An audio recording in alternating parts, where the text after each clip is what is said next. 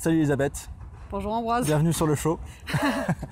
Alors bonjour tout le monde, on est en ce moment à Montréal du côté du canal Lachine et je suis avec une amie à moi, Elisabeth, qui est aussi connue sous le nom de Elisabeth Travels. Oui. Et on s'est connus, je pense à HEC. Oui, on fait commerce électronique, le comité. C'est ça, comité commerce électronique que j'avais créé en 2014, 2015, ça fait un truc longtemps. comme ça. Puis après, on est devenus amis, on a collaboré sur différents trucs comme Montréal e-commerce. Je pense que j'ai pris des entrevues quelquefois aussi pour Elisabeth Travels sur tes histoires de voyage. C'est ça, ouais, on avait fait une fois, je pense, il y a 2 ans sur l'Argentine, un truc comme ça. Exactement. Donc bref, une petite introduction qui est faite. Est-ce que tu peux nous dire un petit peu ce que tu fais maintenant? En ce moment, en fait, moi j'ai toujours des trucs différents. Donc en ce moment, je fais des tours guidés avec Airbnb Experiences.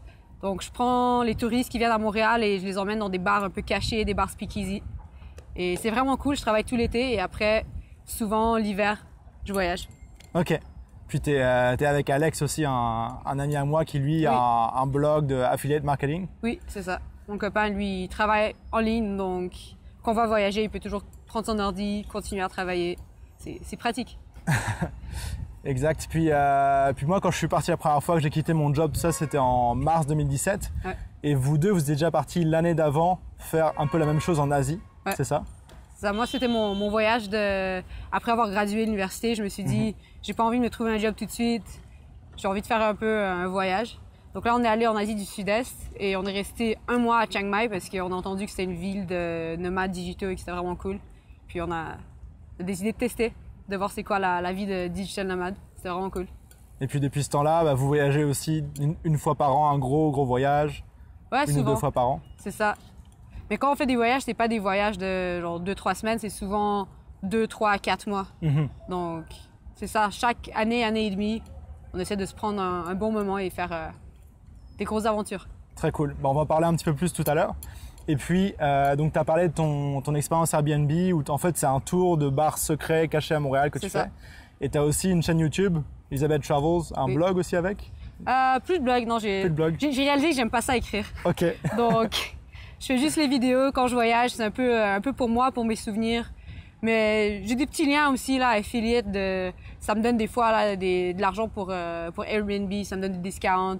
Des fois, je peux écrire à des musées, des trucs, et j'ai des entrées gratuites. Donc, c'est cool, ça me sauve de l'argent en voyage. C'est clair. Et puis, donc sur ta chaîne YouTube, tu faisais beaucoup de vlogs de voyage où tu étais vraiment en mode caméra embarquée, je suis dans les rues de Chiang Mai, de Hanoï, puis je vous raconte ma journée. C'est ça. C'est juste des daily vlogs. C'est un peu mes aventures de chaque jour. C'est pas vraiment des vidéos très scriptées où est-ce que je fais des listes les 10 meilleures choses à faire, à voir. C'est plus spontané, qu'est-ce qui se passe dans mes voyages, comment on voyage, des trucs comme ça.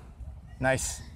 Et puis, en fait, depuis que je te connais, tu as toujours été un petit peu entrepreneur. Ah ouais, j'en ai eu des compagnies. C'est ça. Moi, je me souviens au tout début, je pense, quand je t'avais sélectionné pour le comité e-commerce, le HEC, tu avais une compagnie de bûcherons.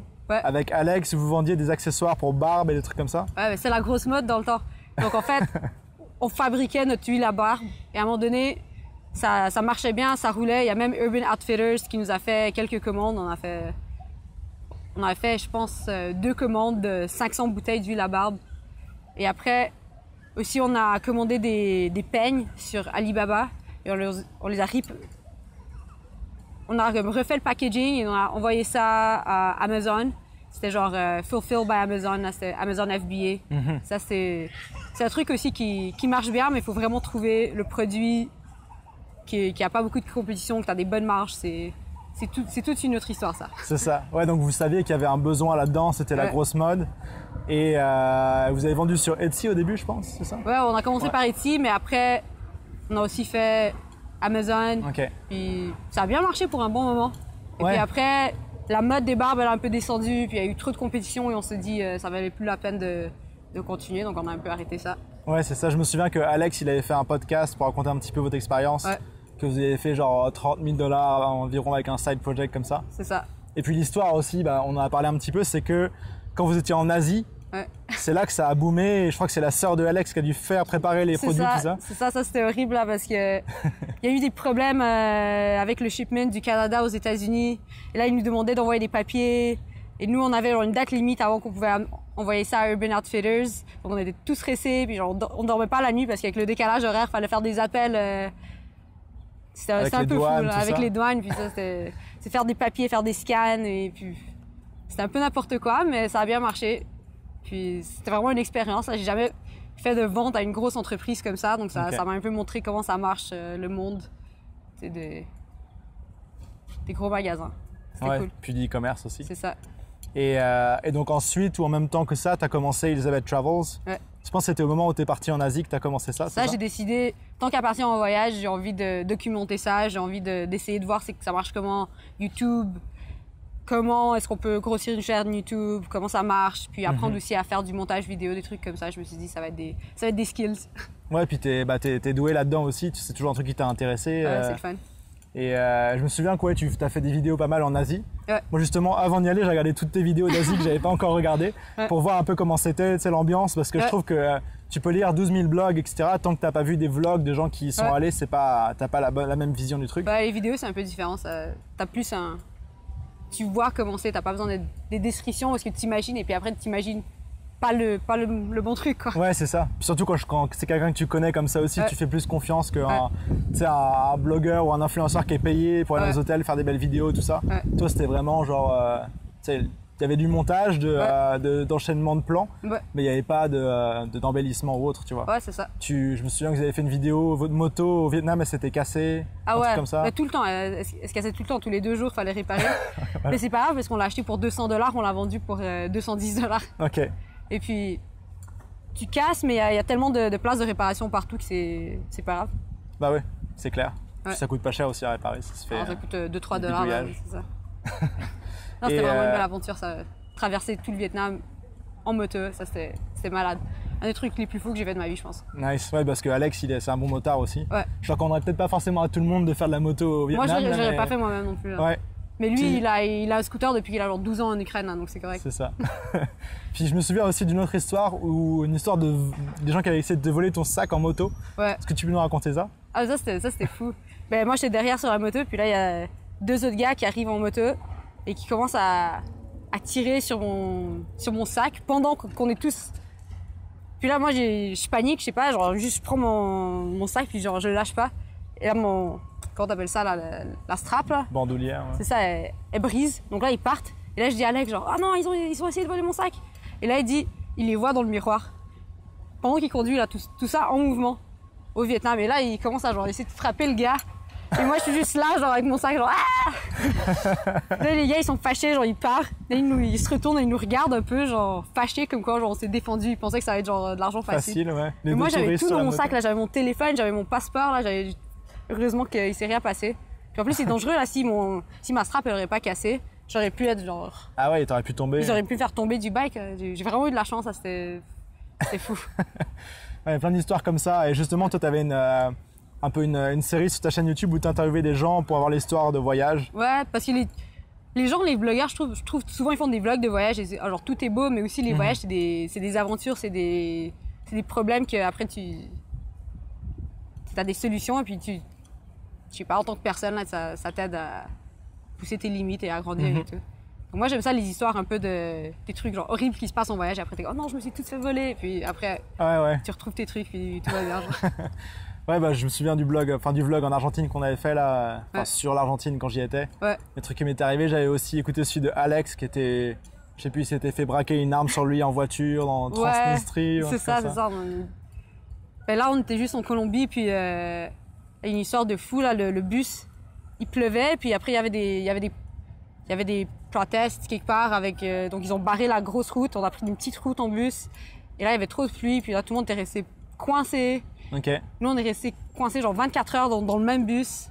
Après, on a décidé, ça vaut pas la peine, on a pris nos sacs et on a marché jusqu'au prochain village. Okay. Puis apparemment, le bus était coincé là genre 3 jours. Là, ah ouais, ça arrive ça en Amérique du Sud. Ouais. Et puis après, on a lu genre, ça c'était genre la partie la plus dangereuse de Colombie, genre les montagnes avec la guérilla et tout. Là, je suis comme, merde.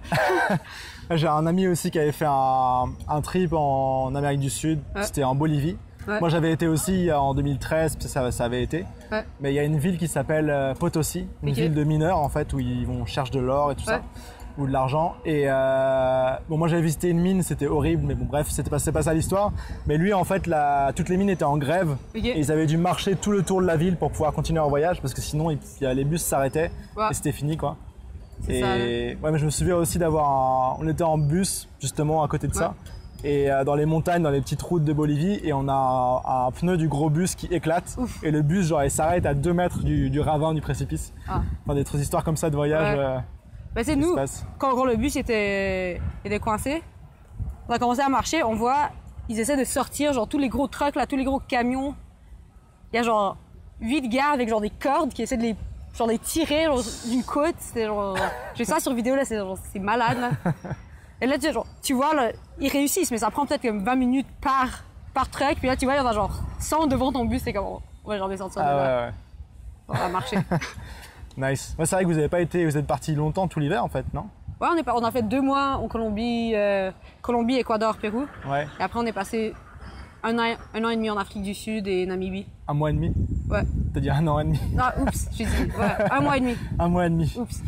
Et ce qui est intéressant, c'est que toi et Alex, vous êtes basés ici, vous avez votre appart, toutes vos affaires, etc. ici, mais vous partez quand même tous les ans et demi, allez, 3, 4, 5, 6 mois, tu vois. Mais si on part longtemps, souvent on va mettre l'appart sur Airbnb, on va mettre genre un minimum de 10 jours. Et là, bon, ça va peut-être pas faire de l'argent, mais au moins j'ai pas à payer genre mon loyer pendant que je suis pas là. Ça va compenser un peu. C'est clair. Moi, je fais ça aussi et... Quand tu te débrouilles bien, moi quand j'étais parti en Asie, je louais ma chambre pour genre 100 ou 200 $ plus cher par mois que ce qu'elle valait. Ouais. Et du coup, je me faisais de l'argent. En fait, l'appartement que j'avais ici à Montréal, c'était une chambre en coloc, rien de fou, mais ça me payait tous mes hôtels et mes auberges en Asie. Ouais, parce que ça coûte pas cher. Donc c'est ça. Donc assez cool. Et puis pour finir ta chaîne YouTube aussi, donc quand t'es rentré, après t'as commencé à faire des vlogs un peu plus locaux sur le Canada, Montréal, les trucs d'hiver, de neige que les gens connaissent pas. Ouais, j'ai fait ça un petit peu. Ça marche bien, mais honnêtement quand je suis ici, j'ai pas trop envie de focusser sur ma chaîne YouTube. Je fais plus mes propres projets, je fais mon tour, je vois mes amis. Et puis mon vlog c'est plus vraiment pour mes voyages. Ok. Peut-être je vais m'y remettre là, on verra. Et donc là, tes voyages de cet hiver, t'as pris des vidéos, j'imagine? Ah ouais, j'ai plein de vidéos que j'ai pas encore éditées, donc ça va sortir cet été. Ok. Ouais. Là, t'arrives, vous êtes revenu il y a 1 mois et quelques. C'est ça, tranquillement là, je m'y remets à faire le montage et tout. Très cool. Ouais. Et puis on est sur un podcast, une interview un peu digital nomade. Ouais. Donc toi, ton expérience, ça a commencé un peu comme moi, mais en Asie, quand vous êtes parti en 2016. C'est ça, avec Chiang Mai. C'est ça? Ouais, c'est ça. Et donc comment t'as trouvé ça? Qu'est-ce qui était comme tu pensais? Qu'est-ce qui était différent de ce que tu pensais? C'était quoi les challenges un petit peu? Vraiment, j'ai remarqué par exemple à Chiang Mai, c'était vraiment facile de rencontrer les gens. Et puis toutes les mêmes personnes, t'allais à différents coworking, différents événements. Mais finalement, au bout de quelques semaines, tu revoyais tout le temps les mêmes personnes. Et puis tu devenais ami, mais souvent les gens ils partaient aussi. Si tu rencontres quelqu'un, puis là dans 2 semaines ils repartent, après tu rencontres quelqu'un de nouveau, puis c'est vraiment ça change vite. Okay. Mais c'est cool parce qu'après tu as des amis un peu partout dans le monde. Par exemple là on était en Colombie, on était à Medellín, et on est allé prendre un café avec un mec qu'on a rencontré justement à Chiang Mai il y a 3 ans. Donc c'est fou, c'est fou comme ça là, parce que les villes de digital nomades finalement il n'y en a pas tant. Donc tu sais les populaires, les gens ils vont tester, ils vont voyager un peu, puis tu te retrouves un peu partout dans le monde. Ouais, c'est vrai que les hubs principaux, il n'y en a pas tant que ça finalement. Il y a Chiang Mai, il y a Medellín, ouais, Lisbonne, Bali, tout ça là. Bali, c'est ça. Même Prague, Berlin, il y en a qui un peu en Europe aussi, mais c'est ça. C'est vrai que c'est un petit monde. Puis Chiang Mai, moi aussi, quand j'avais été, j'étais resté peut-être 1 mois aussi, un truc comme ça, 3 semaines, 1 mois. Et moi j'étais vraiment tout seul, j'allais dans des coworking, des cafés et tout ça. Et finalement, en fait, je recroisais les mêmes personnes un peu dans la rue. Tu sais, il y en a qui m'invitaient à des cours de danse, à boire des bières, etc. Et finalement, même si j'étais tout seul là-bas, c'était un peu comme une petite vie de village là, dans le quartier de Niman. Je sais pas si j'étais là aussi. On était un peu à côté, mais c'est facile parce que là-bas, tu as juste à te louer un petit scooter. C'est ça. Et puis tout est proche. Tout est à 5-10 minutes de scooter. C'est pratique. Je me souviens que vous avez parlé d'un coworking où vous alliez souvent. Ouais, mais le coworking où on allait, je pense, c'était à Niman. C'était à Niman, ouais. Comme tous les coworking, je pense. C'est ça. Nice. Et donc, ton expérience, est-ce que tu as trouvé ça. T'as aimé l'expérience et c'est pour ça que vous avez continué aussi à voyager, etc. C'est ça, c'est pour ça qu'en Colombie, on est resté quand même plus longtemps à Medellín. On est resté plus d'1 semaine. Justement parce qu'on voulait voir un peu c'était quoi la vibe de digital nomade, si ça nous... Parce qu'il y a toujours la possibilité, l'hiver, de partir de Montréal pour un mois, s'installer à Medellín, juste faire un peu de travail là-bas, revenir. Genre, sans trop être en mode voyage, plus travail, mais quelque part d'autre, juste pour visiter en même temps. Ouais, parce que pour ceux qui ne sont pas de Montréal ou qui ne connaissent pas trop, ici l'hiver ça dure 6 mois et il neige des mètres de neige là, dans l'hiver, il fait jusqu'à moins 30, moins 40. Donc il y a beaucoup plus de gens qui deviennent nomades digitaux ici je pense qu'ailleurs parce qu'on veut juste fuir l'hiver. C'est vrai. L'été c'est super cool, là il fait beau, il fait chaud, je vais sûrement prendre un coup de soleil d'ailleurs, même s'il est 4h l'après-midi et c'est ça. Ah c'est sûr. Je pense que c'est ça. Moi, ma vie idéale, c'est l'été à Montréal parce que c'est super cool. Ouais. Et puis après, 3-4 mois par année, quelque part au sud.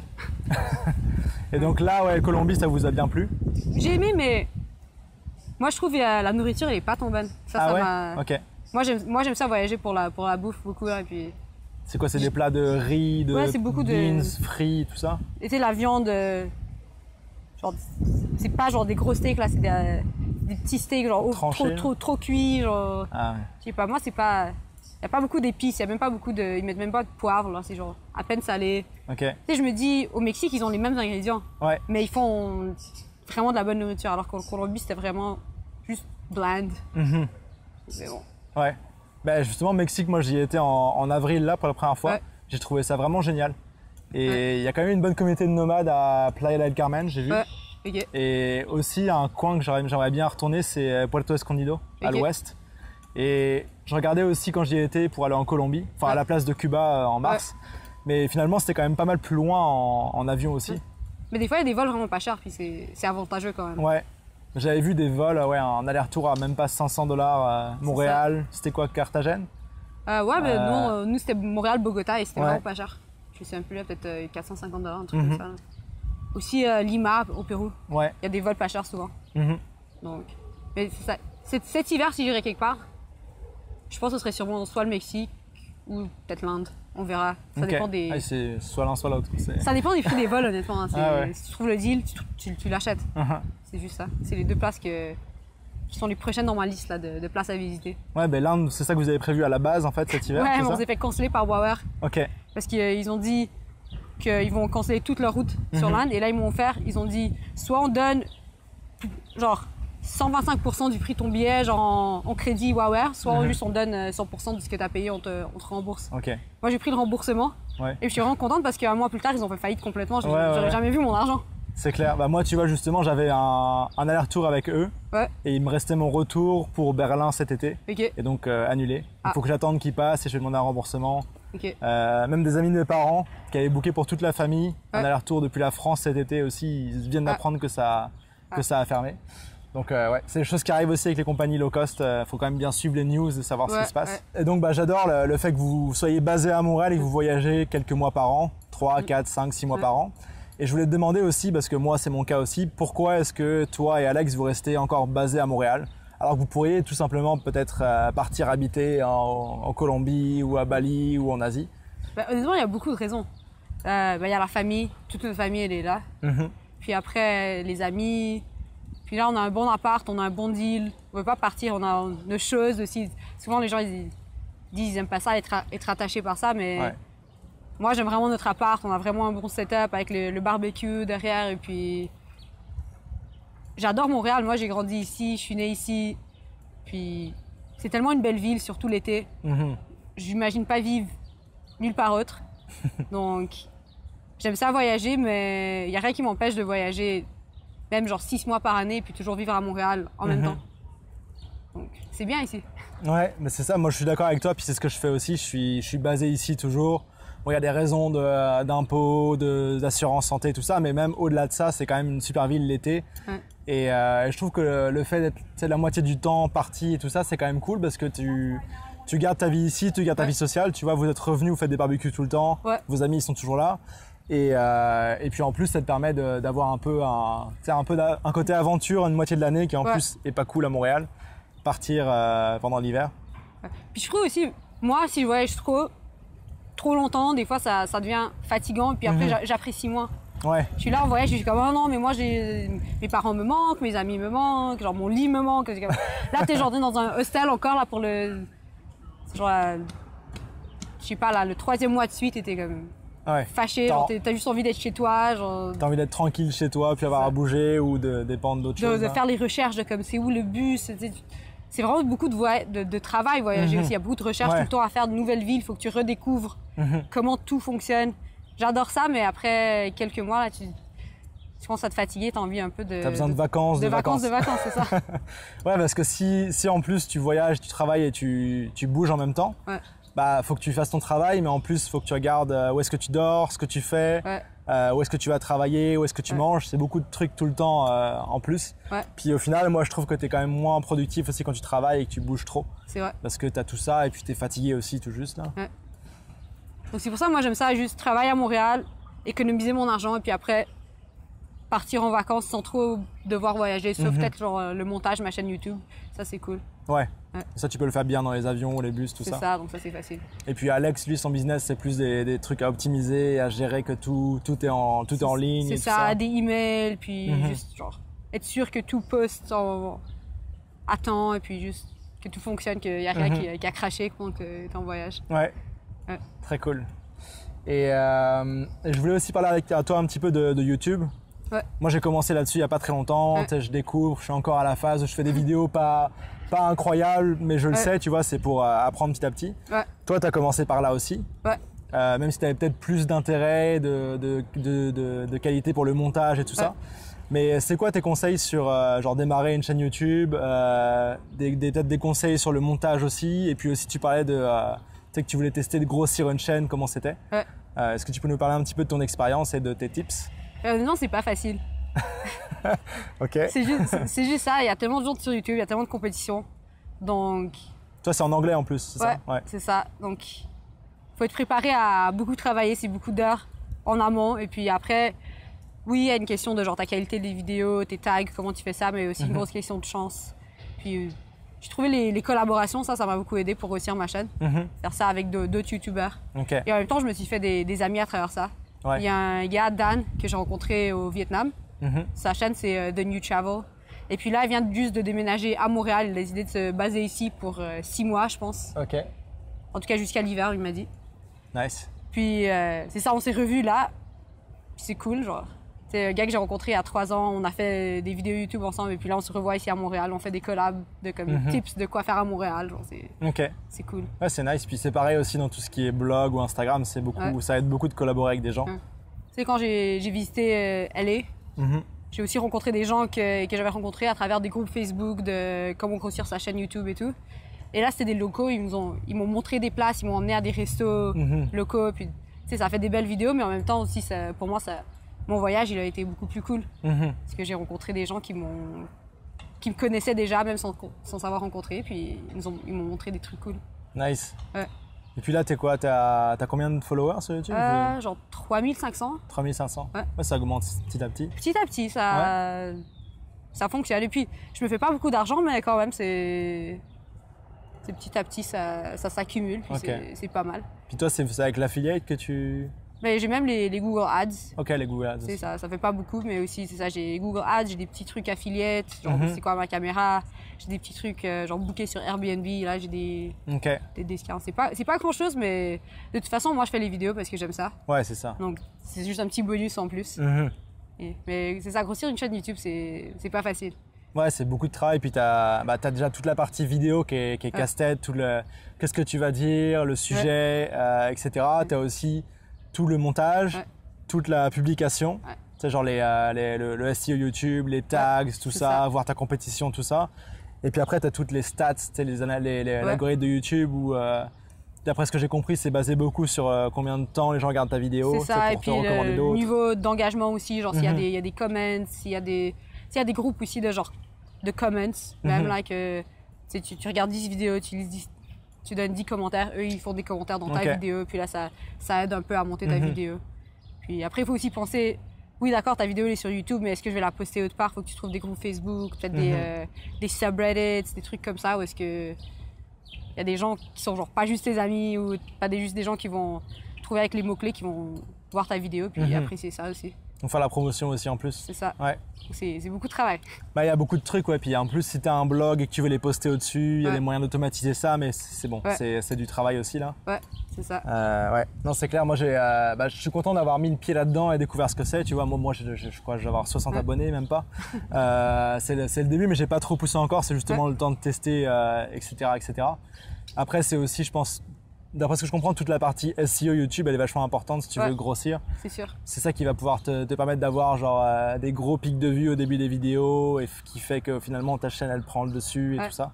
En fait, il y a des petits hacks si tu as de l'argent à mettre là-dedans. Par exemple, YouTube, il favorise vraiment une vidéo qui a eu beaucoup de vues genre au début quand elle a été launch.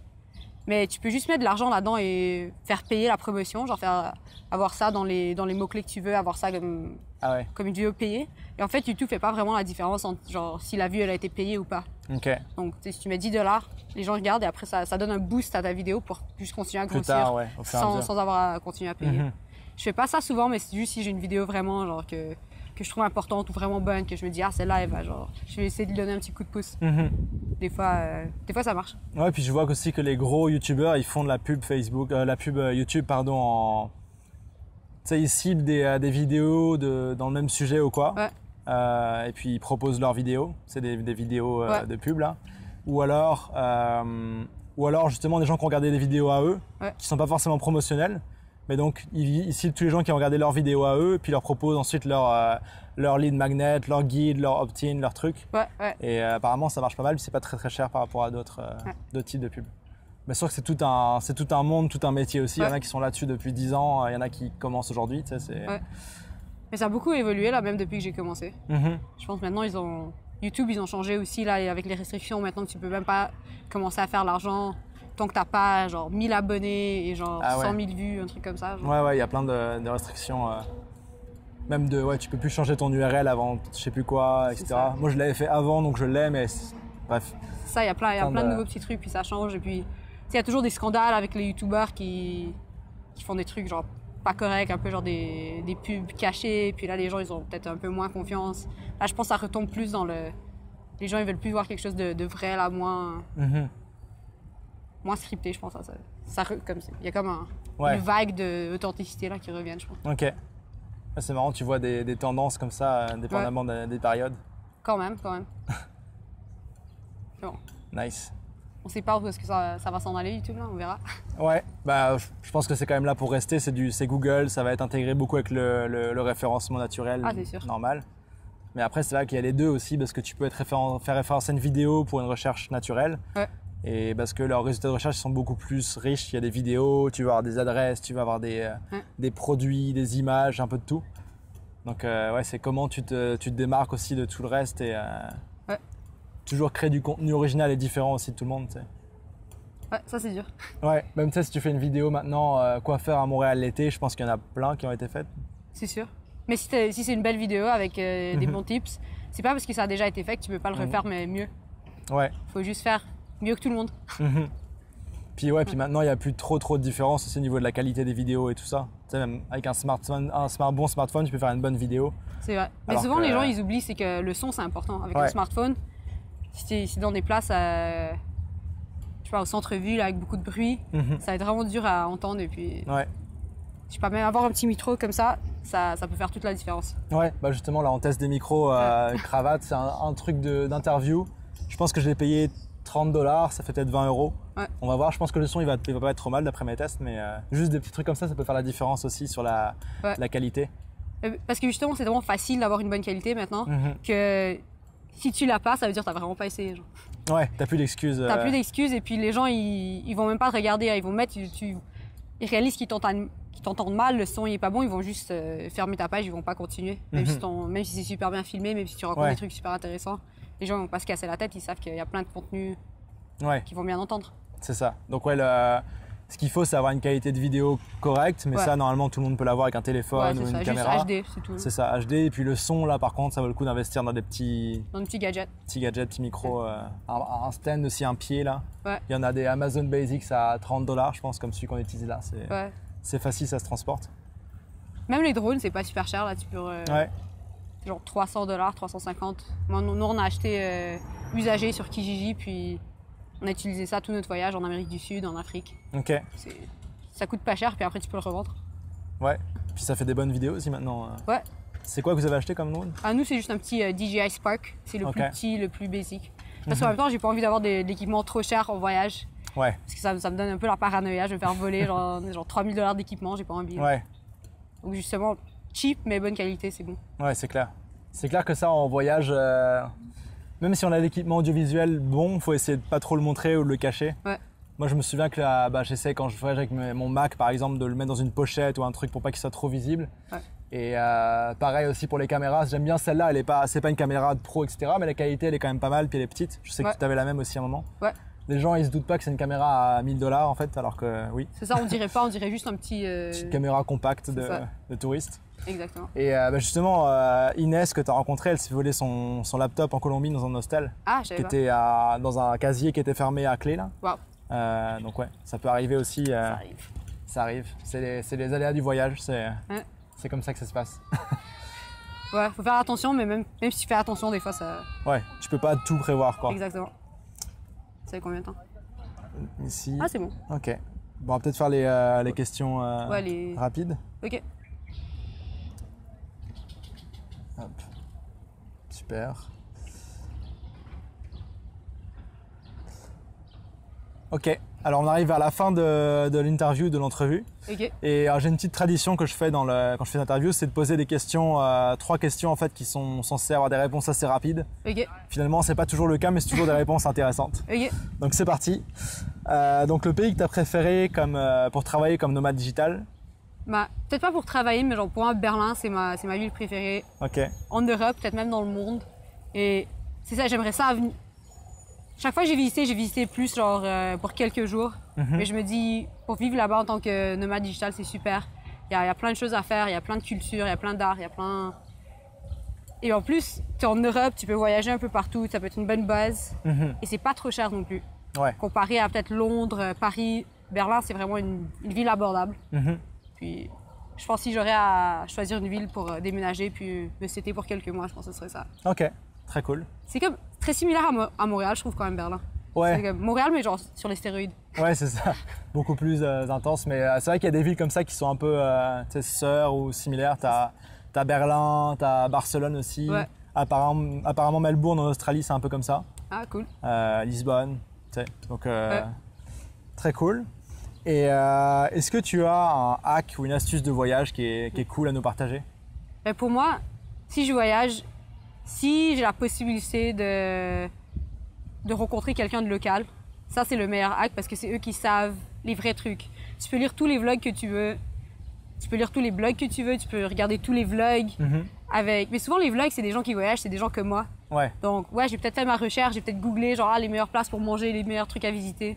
Mais rien de mieux que juste rencontrer quelqu'un de local. Qui habite là. Qui habite là, qui a vécu là, qui peut vraiment te raconter les vraies astuces.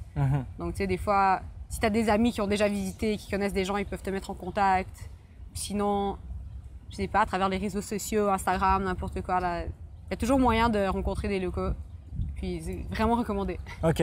Et il t'est pas arrivé d'histoire avec des locaux qui ont voulu t'arnaquer, te scammer et tout ça? Pas vraiment. On a fait beaucoup de couchsurfing. Ok. Et on a vraiment pas eu de mauvaises histoires. Et genre une fois, peut-être au Monténégro, on avait un gars qui était pas super là. Ok. Mais on est juste parti. On a passé une nuit puis on est parti puis c'est pas grave. C'est avoir l'œil ouvert s'il y a jamais des problèmes ou des trucs comme ça. Mais en fait, je l'avais senti même avant qu'on arrive qu'il y avait quelque chose de pas correct. Et là, j'ai pas écouté mon gut feeling. Ok. Et je me dis ah non mais sûrement que c'est correct. Ouais. Et puis finalement, le gars il était pas cool. Ouais. Il était pas content parce qu'on voulait pas faire la fête avec lui, genre un mardi soir après qu'on a fait genre toute une journée de hitchhiking. Ok. Là il était comme ouais bah moi je vous donne un appart et vous voulez même pas genre passer du temps avec moi et tout. Il était vraiment pas content. Ok. Là on est parti là mais depuis je me dis si j'ai un gut feeling faut que je l'écoute. Ouais. C'est le gut feeling pour les Français là, c'est la petite voix intérieure qui vous dit genre de pas faire quelque chose. C'est ça. C'est vrai que souvent ça c'est un bon indicateur. Ouais. Des fois t'as pas de raison, tu sais pas pourquoi mais s'il y a quelque chose qui est pas bien, faut que t'écoutes ce feeling. Ouais. Bah, des fois tu peux, des fois tu peux pas. Je me souviens que, moi, j'ai un gut feeling assez fort justement, et je pense que j'ai évité pas mal de trucs comme ça. Ouais. Mais il y a des trucs où t'es pas préparé, t'es pas prêt à ça. Je me souviens c'était à Marrakech en décembre. Ouais. C'est la technique des gens dans la rue qui sont super cool. Tu cherches un endroit, ils voient que tu cherches ton téléphone ou un truc comme ça, ils te proposent d'y aller. Ouais. Puis ils t'emmènent un petit peu. Après, c'est un autre ami qui te récupère, etc. Et au final, tu finis dans une visite guidée et à la fin, ils te demandent de l'argent. Ah. Et t'es là, ah bah merde, j'avais pas compris que ça se passait comme ça. Ah, ok. Mais bon, ça t'arrive une fois, tu perds 5 €, puis après c'est bon quoi. Ouais. Mais ok, très cool. Et puis est-ce que tu as un accessoire insolite, un peu particulier avec lequel tu voyages en général? Ouais, je pense que je t'en avais parlé avant, c'était la multiprise. Ah oui. Souvent, t'es dans un hostel et il y a genre une prise pour charger ton téléphone, mais moi j'ai ma caméra, j'ai mon laptop, j'ai mon téléphone, des fois j'ai un drone, genre j'ai trop de choses à charger, puis c'est bien d'avoir une multiprise comme ça, tu peux tout faire ça en même temps. Puis tu prends du coup une multiprise de prise canadienne pour charger tous tes trucs sans avoir à avoir plein genre 10 000 adaptateurs. Ouais. T'en as un. Peut-être aussi des fois, ça s'appelle comment, surge protector. Ah ouais, un parasurtenseur, je pense. Ouais, en tout cas un truc comme ça pour pas que ça explose. Ouais. Ça dépend des pays que tu visites. Un fusible là, genre. Ouais. Genre, si tu vas en Europe, ça va, mais tu vas des fois en Asie, ça peut vraiment abîmer tes électroniques. Ouais. Tu peux être surpris. Ouais, en tout cas. Nice. C'est un bon setup de chargement, là, ça c'est important. Bah après, ouais, si t'as beaucoup de matériel, etc., c'est sûr que c'est compliqué et particulier. Moi, en général, j'arrive à me débrouiller entre mon ordinateur portable, une batterie portable. Ça aussi, c'est un bon truc à avoir au voyage. Ouais. Genre mon ordinateur, il est branché sur le courant et dessus, il peut y avoir ma batterie portable qui, elle, a 2 prises USB. Plus mon téléphone, plus tu vois. Et ça fait le network. Ouais, c'est ça. Et je m'arrange pour qu'en fait mes prises ce soit toujours des USB-C. Ouais. Pas USB-C, USB-C pour mon téléphone et mon ordinateur. Ouais. Et aussi, par exemple, l'appareil photo, c'est un USB micro, je crois que ça s'appelle. Ouais. La batterie aussi, ma montre aussi, plein de trucs comme ça qui au final te demandent juste 2 prises. Ouais. Et en plus, si jamais tu l'as pas, c'est des prises assez populaires que tu peux trouver. C'est vrai. Donc, ouais, pensez bien à vos câbles et prendre les bons câbles. Et ça, la batterie aussi, ça c'est super important parce que souvent tu vas prendre un bus de nuit, t'as nulle part où charger ton téléphone, mais t'as besoin du téléphone pour quand t'arrives retrouver ton hostel, quelque chose. Donc ça c'est important, tu veux pas te retrouver sans charge. C'est clair.